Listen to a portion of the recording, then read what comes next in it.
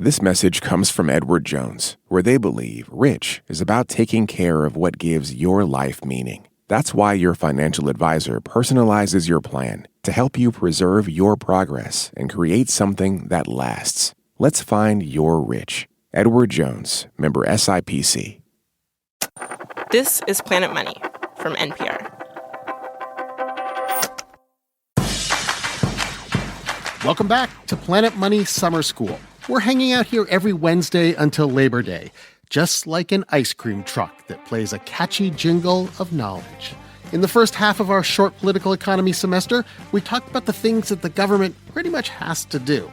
Provide basic infrastructure, pay for things the market won't provide, like national defense and a social safety net, and set the rules of competition.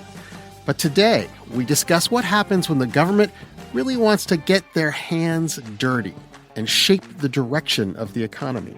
Even decide which companies should prosper and which ones should fail. This is class number 5, Industrial Policy. Traditional economics says that the market is guided by the forces of supply and demand. Customers decide what they want to buy, and private enterprise responds to that need. So what makes government think that it's smarter than capitalism? Why offer tax breaks to Hollywood or incentives to build silicon chip factories in Arizona, of all places? Why those industries and not others?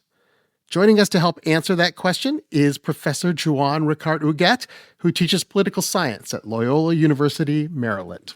Welcome back, Joan. It's great to be back, Robert. You're coming to us from Barcelona. Why Barcelona? I was born and raised in a city called Girona, which is about 60 miles away, both of them in Catalonia, where I'm from. Excellent. Because today's class is very international in focus. In the global economy, every country wants the world to buy their products. But there's a challenge. How do you build up your car industry, let's say, when Japan and America are already so good at it? How do you develop tech companies when the U.S. has so much of the talent in Silicon Valley? Often this is where the government steps in to help private companies. It's called industrial policy, and Joan, let's define that first. Industrial policy is a set of economic policies that the government undertakes to influence domestic industries with the goal of fostering economic development. All right, so let's break that down. Government influencing industries can include really basic things, right? Like building roads and power plants. But sometimes industrial policy is a lot more vigorous, shall we say, right? Tax breaks for certain businesses, subsidies for research, even telling the owners of factories what to produce.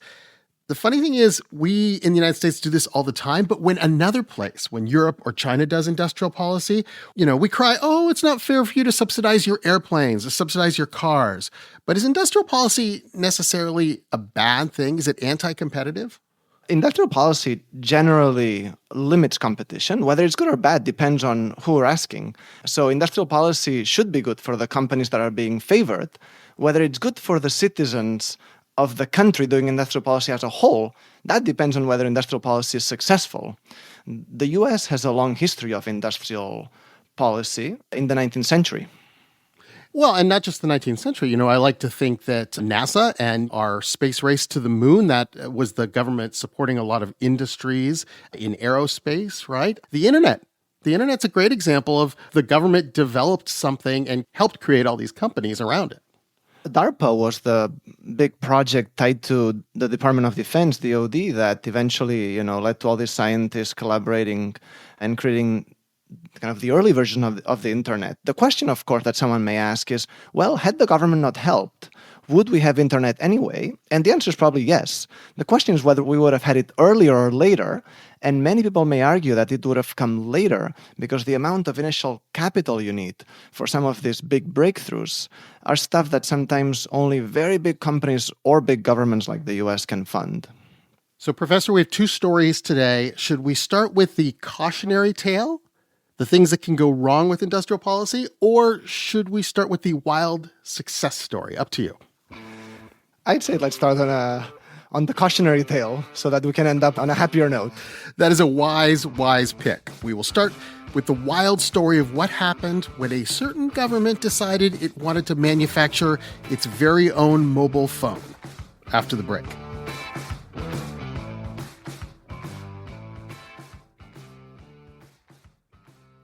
This message comes from Schwab. With the new Schwab Teen Investor Account, teens can gain hands-on investing experience. It's co-owned by you and your teen, so you can monitor the account while your teen learns how to invest and manage money. Learn more at schwab.com.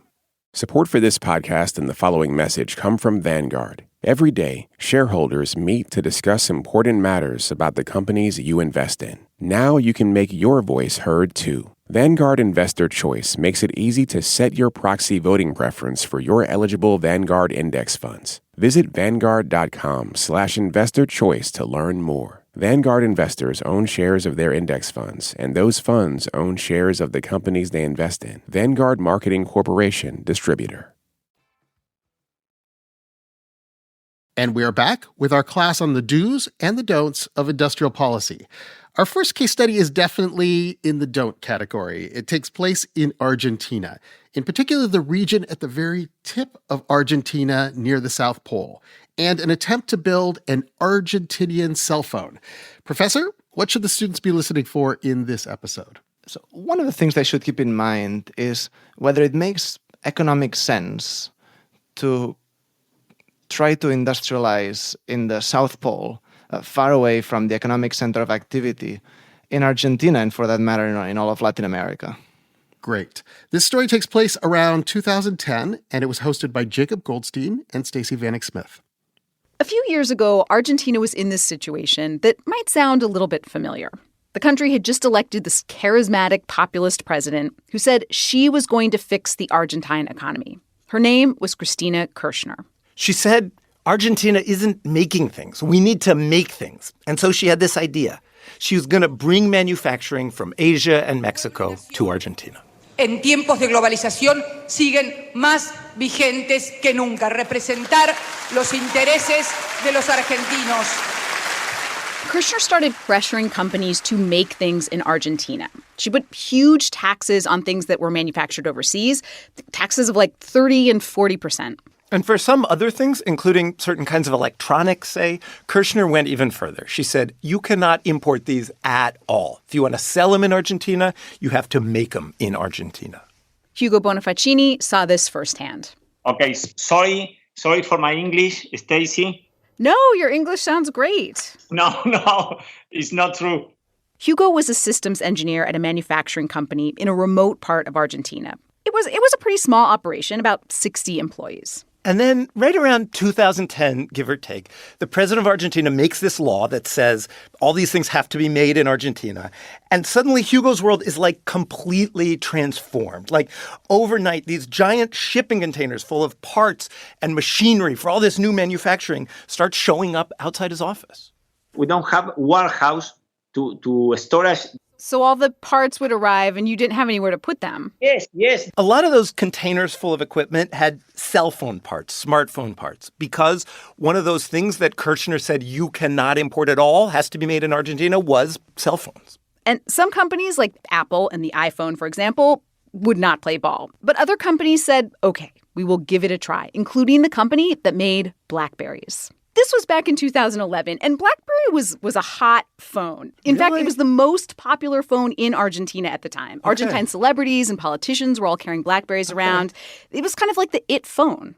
Here in Argentina, everybody was crazy for BlackBerry. BlackBerry was an icon. At the time, BlackBerries were assembled in Mexico and Hungary. So BlackBerry agreed to try and make phones in Argentina. It partnered up with Hugo's company, and suddenly this company in this little town was responsible for making all of the BlackBerries for all of Argentina, millions of phones. All production exploded, Stacey. It was amazing.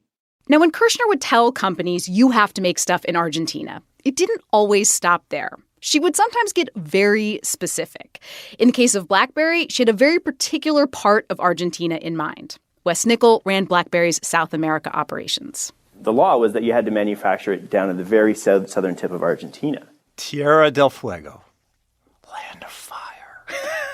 Just makes you want to set up shop there. Nothing says manufacturing hub. Like the land of fire. Tierra del Fuego is an island in the south of Argentina. It is actually where boats leave for Antarctica. It is also a promising sign for a manufacturing hub. It's one of the most remote places on Earth, and it has a really harsh environment. It's cloudy all the time. Apparently, the wind is always ripping through, and it's hard to get to. The roads are terrible. There aren't many flights in or out. Argentines call it the end of the Earth. It would be like if Apple suddenly had to make iPhones on a little island off the coast of Alaska. But Wes Nichols says there was a logic to this. It wasn't an economic logic. It was political logic. That was one of the population bases that was really supportive of Cristina Fernandez de Kirchner, helped her get elected, and so she wanted to pay back those constituents and provide jobs for them, and so she was really forcing this issue. And so they wound up setting up shop in Tierra del Fuego and working with Hugo's company. And even though Hugo had spent his entire career working in manufacturing, he says BlackBerry's operations were just on another level. The factory, he said, was like a work of art. There was a clean room with all of these very sophisticated monitors that would, keep track of tiny particles of dust. There was state-of-the-art machinery. There was really high security. And all this stuff, getting it all set up, took a year. And even once they had the factory, they were missing another key thing, another key element, people. They needed 2,000 workers to come and make all these phones. So they started having to recruit people from halfway across the country to come move to this town to work in the factory. So in order to get people to come to Tierra del Fuego to fill all these jobs, they had to offer really high salaries. Claro, very high salary, yes. 3 times what that job would pay in another part of the country. Not to mention really great pension benefits. They make all these changes, they recruit all these workers, and within a year, Hugo says, the manufacturing company he's working for goes from 60 workers to more than 2,000 workers. And 2 years after Argentina's cell phone ban, the first Argentine BlackBerry rolls off the line. Hugo still remembers the moment. Yes, sure. Everybody was in the line to see the first BlackBerry. Really? Everybody was crowded around to see it? Yes, everybody. This was a moment of triumph for President Kirchner. She had created thousands of jobs, and these are, good high-end manufacturing jobs. They're creating this product that everybody loved, and it's super high-tech. Cristina Kirchner made a big announcement about the first Argentine BlackBerry, and people went crazy. In the news clip we found of her speech, there's just 4 full minutes of just cheering. Everybody's waving Argentine flags and jumping up and down and dancing. Gracias, compañeros. Kirchner starts delivering this really impassioned speech about how Argentina is going to become a great center for manufacturing, about bringing jobs in from overseas. El primer BlackBerry que se fabrica en la República Argentina en Tierra del Fuego. BlackBerry Argentina was doing great. And it wasn't just BlackBerry, right? These new rules that the president had put in place drove all kinds of manufacturing to Tierra del Fuego. Yep, laptops, flat-screen TVs, microwaves, air conditioners. Pretty much everything you can think of was being manufactured in Tierra del Fuego. The population's growing, stores are opening, money is flowing in, people are driving around in Range Rovers. And the rest of Argentina was doing pretty well, too. In fact, the New York Times and The Guardian published editorials about what a great job Kirchner was doing. One headline called it the turnaround tango. That's a terrible headline.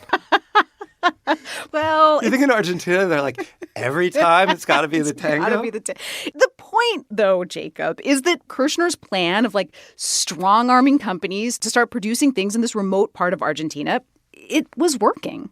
My spidey sense is tingling. Well, I feel like it's not going to keep working. There were a couple of problems. So first of all this setting up took a long time. And so by the time the first BlackBerry rolled off the line, the model was 2 years old, which in the world of cell phones, as you know, is totally outdated.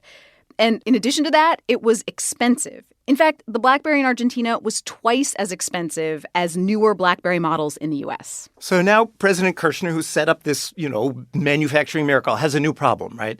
She's made companies manufacture phones in Argentina, but she cannot make people in Argentina buy those phones. And this created a very interesting business opportunity for some enterprising Argentines. I talked to one guy who smuggled BlackBerries into Argentina. He would hide them in pairs of shoes in his suitcase or stuff them into his socks before he walked through Argentine customs. And not surprisingly, with enterprising Argentines walking through customs with their socks full of phones, sales of the original Argentine BlackBerry started to drop. Why would you get a worse phone for more money? And Wes Nickel, the guy who worked for BlackBerry, said the Tierra del Fuego manufacturing plant just started making less and less economic sense. It just came to a point where the business case wasn't justified. We just couldn't afford to do it. Less than 2 years after Cristina Kirchner held that first Argentine BlackBerry up to the cheering crowd, the last Argentine BlackBerry rolled off the line. Hugo Bonifacini remembers it well. How did you feel when BlackBerry left? Was not easy for us.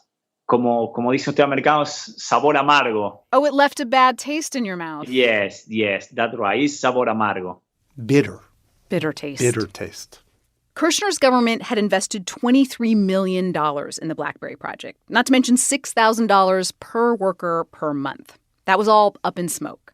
This is happening at factories all over Argentina. Sales are going down. People are getting laid off. And more broadly, the Argentine economy is starting to fall apart. All of Kirchner's economic controls unraveled kind of all at once. It got really bad. Inflation hit 40%. 40% in a year? Yeah.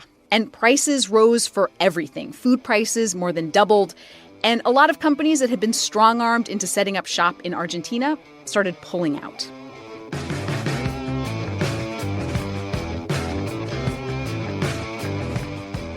Jacob Goldstein and Stacey Vanek Smith from 2017. You can now buy an iPhone in Argentina. The import restrictions were lifted, although for many years, tariffs made iPhones wildly unaffordable. But still, today, on the streets of Buenos Aires, nobody has a cell phone made in Argentina. They're all foreign. Let's bring back in our Professor Joan Ricardo Guet for a postmortem of the Argentinian BlackBerry. Hi, Robert. Well, this is one of the dangers of industrial policy, right? You have politicians deciding what to make and where to make it. And politicians have their economy as one of their interests, but they also have these political constraints they have to do. Yeah, I mean, to give Argentine governments benefit of doubt, I would say, from a national security standpoint, protecting the southern tip of your country may make some sense, right? It's next to Antarctica. There may be things that Argentina wants to protect down there. Sure, against the penguins. Right. Whether it should be the industrial core of Argentina is far from obvious. Yes. And what they're trying to do in Argentina is something that has been fairly unsuccessful for many countries. It's called import substitution. What is import substitution? So import substitution industrialization is an economic policy that promotes the development of some domestic industries to replace what were until then imported goods. Because a politician looks at this and says, wait a minute, why are we sending money abroad for these things that we can make in our own country? We should somehow stop the imports from coming in, either through tariffs or quotas or just stopping them, right? And we should force our industry to make that thing. Except it's kind of important to figure out what exactly is that the country should be making. There's no country that makes everything domestically and imports nothing. So the question is, what should a country like Argentina be making? And cell phones may not be the most obvious choice in the short run or even in the longer run to develop global comparative advantage. Comparative advantage. This is the first time it's come up, I believe, in summer school, at least this season. What is comparative advantage? Comparative advantage is something that country A is relatively better at doing than country B, or for that matter, most other countries. And so if you're country A, it makes sense to want to export that good and perhaps import others where you have what's called a comparative disadvantage. And Argentina does some things really well. It does agriculture really well. It does meat and wine, as we well know. Yeah, it makes sense that the Argentina government wants to industrialize the country. Sure, you want to have other industries for when beef prices go down. Plus, you want people to have better jobs than just working in a winery. Rich countries have diverse economies as a rule. That's what we call structural transformation, moving from exporting bananas to exporting cell phones. But it really is incumbent on the government and private actors to determine what exactly is it that the country can invest in to develop competitive advantage globally in maybe the medium term, in a few years. Sure, all that time and resources that Argentina spent on cell phones could have been used to make something that the rest of the world actually wanted to buy. So I guess if a country is thinking of industrial policy, they should first look around and ask, okay, what area can we compete in? What is our comparative advantage? And it doesn't have to be top-of-the-line cell phones. It could be tractors or something like that. And then when they have that product, they can do import substitution while they grow their industry. They can subsidize for a while. And then poof, in theory, you have a profitable export-oriented business. South Korea did this with cars, others too, right? Yeah, and there are some good examples, in fact. Beyond large-scale agriculture, some countries in the 20th century became very good at making what we call heavy industries, like ships. Last time I checked, Korea was not a big naval power in the 19th century, but you'd be surprised to know that in the 21st century, most of the top 10 or top 5 shipbuilding companies in the world are Korean and some are Japanese or Chinese. That was a conscious effort of developing an industry back then in the 20th century that was not bananas, but it was not microchips. It was something in between. Coming up next, a great example of how structural transformation can work with China's embrace of green technologies, specifically solar panels. We've shown you how industrial policy can fail. What happens when it succeeds? We'll take you to China to meet the Sun King, a man who built a solar empire with a little help. Who am I kidding? With a lot of help from the Chinese government. After the break. This message comes from Schwab. With the new Schwab Teen Investor Account, teens can gain hands-on investing experience. It's co-owned by you and your teen, so you can monitor the account while your teen learns how to invest and manage money. Learn more at schwab.com. Support for this podcast and the following message come from Vanguard. Every day, shareholders meet to discuss important matters about the companies you invest in. Now you can make your voice heard too. Vanguard Investor Choice makes it easy to set your proxy voting preference for your eligible Vanguard index funds. Visit Vanguard.com/investor choice to learn more. Vanguard investors own shares of their index funds, and those funds own shares of the companies they invest in. Vanguard Marketing Corporation, distributor. This message comes from Thumbtack. Avoiding your unfinished home projects because you're not sure where to start? Thumbtack knows homes so you don't have to. Don't know the difference between matte paint finish and satin? Or what that clunking sound from your dryer is? With Thumbtack, you don't have to be a home pro. You just have to hire one. You can hire top-rated pros, see price estimates, and read reviews all on the app. Download today. The NPR app cuts through the noise, bringing you local, national, and global coverage. No paywalls, no profits, no nonsense. Download it in your app store today.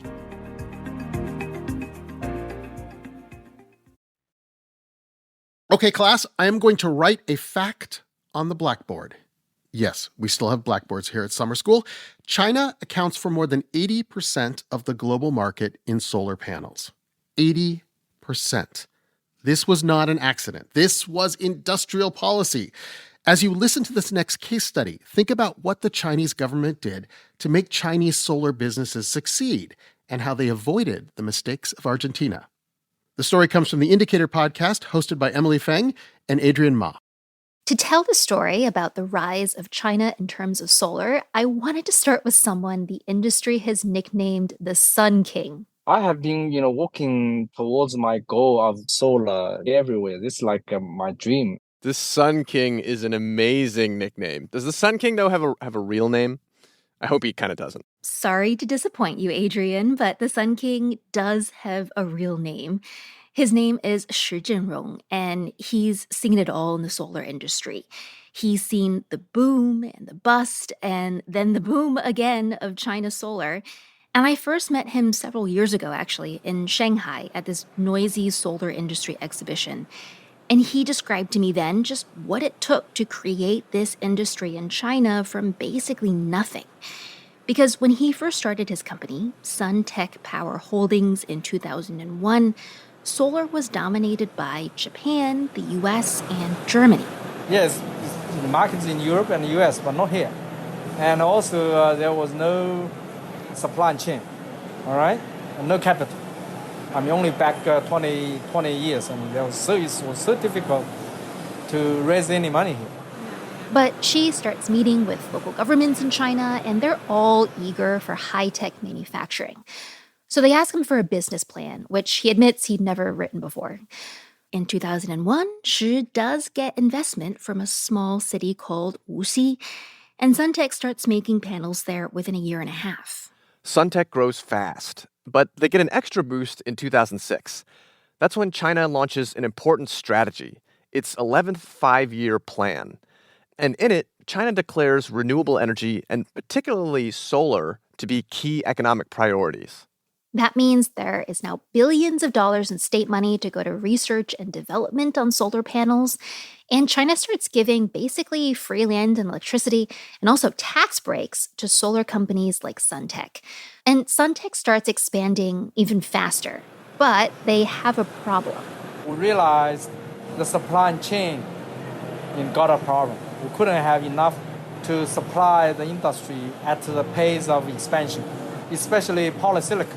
So polysilicon is this silicon, crystalline-like material that you melt down and you make panels with. And Suntech was actually growing so quickly, they could not get enough of it. Shi tells me wait times were like 1 to 2 years for him to get big batches of polysilicon from the United States. So Shi eventually helps cultivate a network of new Chinese companies that today make about 80% of the world's polysilicon and solar wafers. And building your supply chain locally like this has a huge advantage. It keeps costs low, further driving down the price of Chinese solar panels, and it helps China maintain its stranglehold on all parts of the solar industry. Shi's company Suntech does really well through all of this. It listed on the New York Stock Exchange, and at its peak, it was valued at $16 billion. Shi becomes a mega millionaire overnight. And then China takes another step. It gives solar power a preferential rate. What a preferential rate means is that the Chinese government starts paying more for solar energy that is sold to the grid than, say, energy derived from coal or nuclear power. So people who are generating solar energy and selling it to the grid are now making a lot more money. Lots of people living in China see an opportunity. They want to sell power to the grid too, and demand for solar panels that they can put on their roofs takes off. And this in turn leads to more opportunity for Chinese manufacturers. More domestic solar panel makers pop up and begin cranking out panels. And this disrupts the global market in a big way. Remember, before China came on the solar scene, Japanese, American, and German companies dominated, and they were starting to see real results. But almost overnight, Chinese panels became so cheap, and they were being made in such volume that these companies could not compete, and they went bankrupt. And of course, the U.S. wasn't trying to let that happen to them. And that's why in 2012 and 2014, the U.S. Commerce Department slaps tariffs on Suntech because it alleges the company was getting too much state support from the Chinese government, and they were therefore unfairly outcompeting American producers. But these tariffs didn't really work. Sophie Liu of Global Energy Monitor says China rocketed to the top of the global solar charts, where it remains today. Today, the operating utility-scale solar capacity is about more than half of the world's combined operating solar capacity. This capacity is nearly 5 times more than that of the U.S. So what about the Sun King? What does he have to say about all this? So I caught up again with him recently, and she defends this price war. He argues with some controversy that it was only China that had the scale to make solar energy cost competitive with fossil fuels. And he argues that if solar did not become as cheap as it is now because of China, we would not be seeing the global solar revolution that we have today. The global citizen, should thank to Chinese entrepreneurs, engineers, And without this, really, we don't know how can we deal with climate change. But this is not an overwhelmingly positive story for Xi and Suntech and even solar. No, it is not. The solar industry in China, it almost gets too successful. There's too much being made for way too cheap, and it leads to a big bubble that eventually pops. Xi's company defaults, Suntech has more than $2 billion in debt, and the board of his own company strips Xi of his leadership title. It's a bit of a mess. There's ups and downs, and sometimes you need luck, right? If all unlucky things happen to you simultaneously, probably is hard for you to deal with. So sometimes we call solar industries like a roller coaster. Xi's career with Suntech may be in ruins, but now that the dust is cleared, he can see his legacy. That supply chain for polysilicon, the preferential government policies, the cut-rate prices that companies in China are able to deliver, that's still all in place today. And entrepreneurs like Xi helped lay that groundwork for China's solar revolution. But that's not the end of the story, not for the Sun King. No, not for the Sun King. He has started a new company making a flexible, lightweight panel he's invented, and he's building a new factory, not in China, but in Indiana, because building in the U.S. has an advantage now.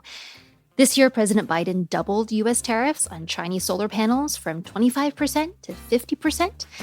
And so Made in America, at least to the Sun King, is looking way more attractive. Emily Fang and Adrian Ma of The Indicator from 2024. After the break, we'll bring our professor back in to tell us why industrial policy worked better in China than it did in Argentina.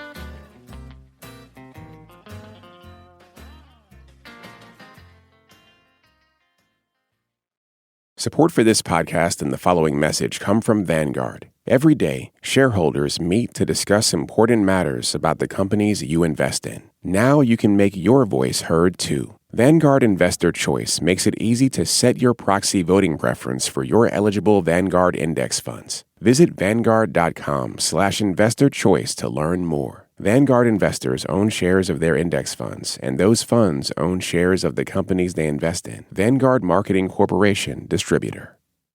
Back now with some final words from our guest professor this class, Juan Ricard Huguet. Hi, Robert. So Argentina did the brute force version of industrial policy. Block all foreign cell phones, subsidize new factories. Simple. Probably too simple. China was a lot more sophisticated. It took firms that were already good at developing technology and gave them a boost and encouraged them to compete. And of course, lots of subsidies. Why did that work better for China? The main thing that the Chinese government did was augment what already existed in the private sector, but was what we call an infant industry, an industry that was in its very early stages. The government came in and provided quite a lot of support so that Chinese solar energy would quite literally take the world by storm, and it did. There was another big difference between these two case studies I noticed. Argentina was, I'd say, sort of anti-free trade. Like it wanted to stop cell phones from the outside, and it wanted to manufacture its own cell phones inside the country. Import substitution, the class might remember. But China was very pro-free trade in developing these solar panels. In fact, you could say that was the point. They wanted companies to send these solar panels to the world. They wanted to open up free trade.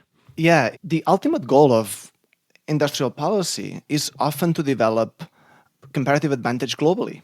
And the only way to do that is to make it better than others, opening yourself up to international trade and, most of all, exporting. A lot of countries, including China and its neighbors, they did some sort of combination.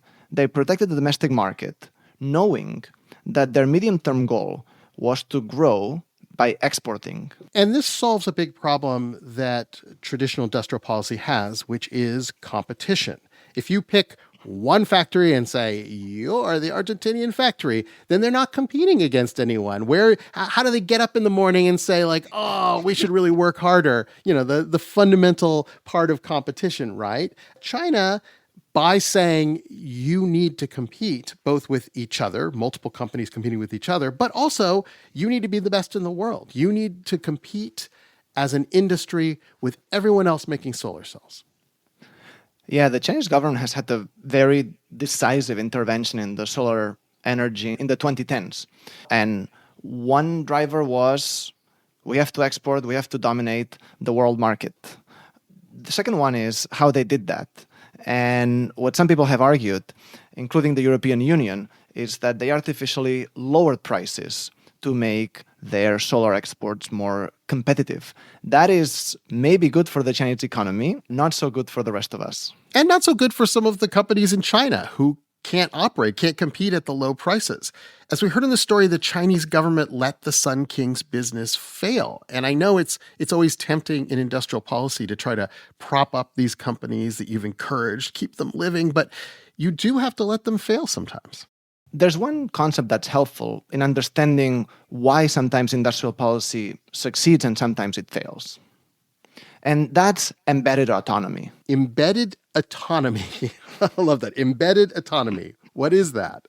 Well, this sociologist, Peter Evans, wrote an influential book. And the basic idea is that the most effective states at promoting economic development through industrial policy have some combination of two things that seem a bit contradictory: autonomy and embeddedness. Autonomy meaning that the public sector should be sufficiently isolated from political pressures, from political elites. So that they can make decisions like where should the factory be located, not necessarily where I need political support. Exactly. But at the same time, embedded in that the state should not be isolated. The state should be embedded in society, and especially the state should have a very good sense of how well companies are performing within each sector. So to put it another way, you want your government to work collaboratively with businesses, but not so collaboratively that the government no longer has autonomy and can't do what's good for all of its citizens. These are good tips for the United States of America as we've been moving in a direction of a lot more industrial policy, and not just in the current administration, but the last one too. Before you leave, we need to do some vocabulary words for this episode, Juan. Sure. What is industrial policy? Industrial policy is a bunch of economic policies that a government undertakes with the goal of promoting domestic industry and developing the economy.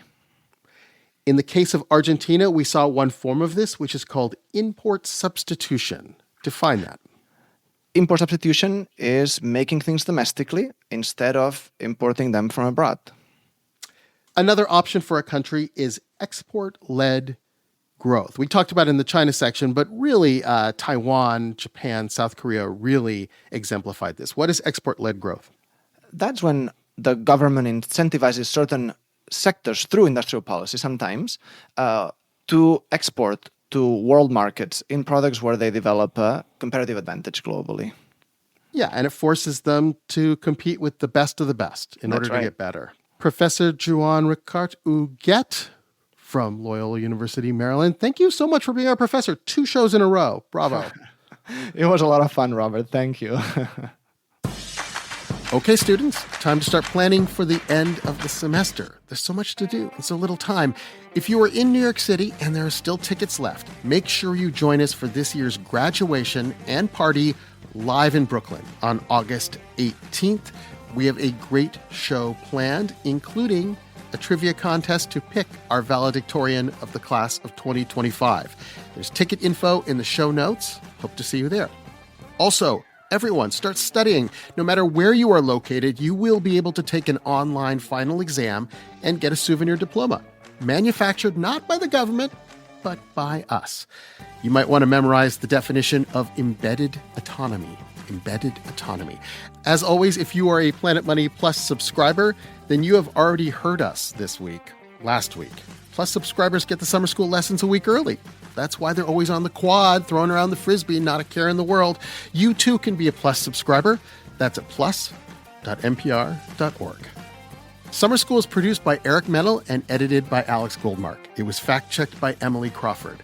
Devin Mellor is our project manager, and the show was engineered by Kwesi Lee. I'm Robert Smith.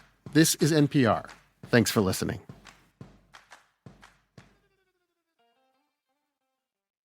This message comes from Capella University. You know that feeling when there's a spark building inside you, that you were meant for more? That's your own drive pushing you towards what's next. Capella University gets that. With their FlexPath learning format, you can set the pace and earn your degree without putting life on pause. You've built experience and know what you're capable of. Now, this is your time to turn that momentum into more. The only real question is, what can't you do? Learn more at capella.edu.